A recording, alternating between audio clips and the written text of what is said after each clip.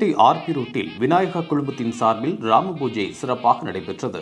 Chromepet RB ரோட்டில் உள்ள ஸ்ரீ பத்மராம் கணேஷ் மஹாலில் விநாயக குழுமத்தின் சார்பில் அயோத்தியில் குழந்தை ராமர் பிரதிஷ்டையை முன்னிட்டு விநாயக குழுமத்தின் சார்பில் ராமர் படத்திற்கு சிறப்பு பூஜைகள் செய்து தீபாராதனை செய்து பக்தர்கள் அனைவருக்கும் பானகம் வழங்கினர்.